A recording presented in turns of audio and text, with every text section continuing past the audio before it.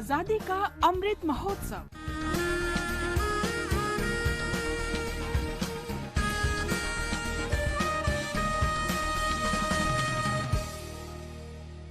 Azadi Ka Safar with AIR News. India's glorious fight for freedom is one of the greatest struggles the modern world has ever witnessed. AIR News brings you a glimpse of the valiant struggle every day.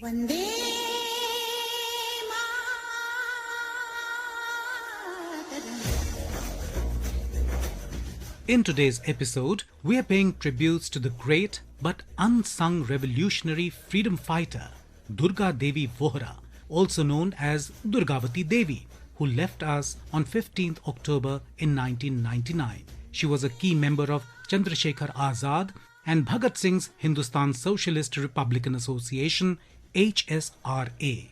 Another association member, Bhagwati Charan Vohra, was her husband, and hence the association members used to call her Bhabhi, and she became popular as Durga Bhabhi in Indian revolutionary circles. At that time, she was one of the few women revolutionaries who actively participated in the armed revolution against the ruling British Raj.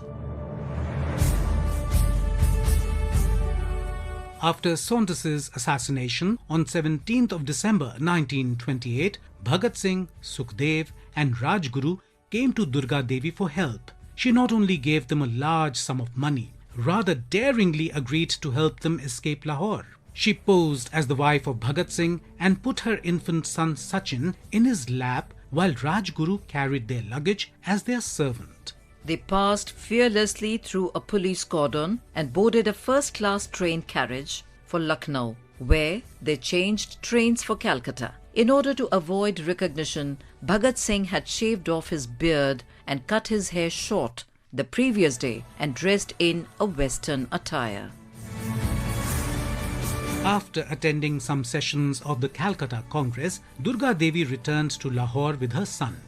In April 1929, Bhagat Singh and his associate Batukeshwar Dutt set off two low-intensity homemade bombs among some unoccupied benches of the Central Legislative Assembly. In Lahore, investigators discovered the HSRA's bomb factory in Kashmir House, which was rented out in Durga Bhabhi's husband Bhagwati Charan's name. They arrested Sukhdev, Jai Gopal and Kishori Lal, but Bhagwati Charan managed to go into hiding.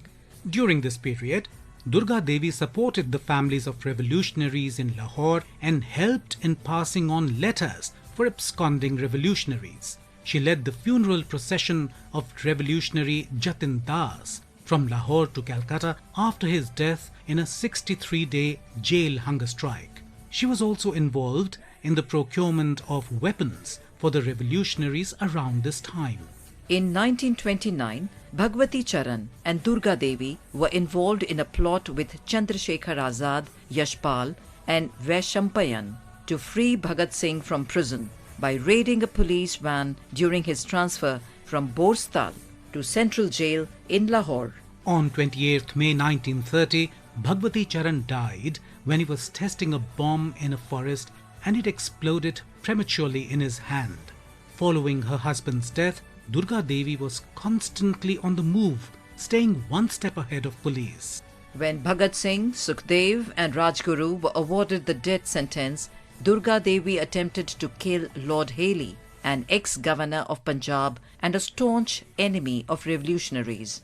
Although Haley escaped, his several associates died.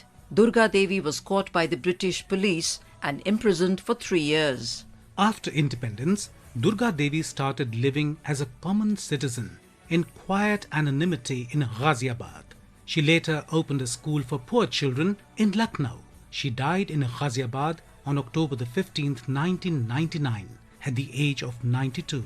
Her courage and fearlessness were indeed like Durga Ma, as she fought against the evil British imperialist forces to free her motherland from foreign rule. That brings us to the end of this episode of Azadi Ka Safar with AIR News. See you in the next episode tomorrow.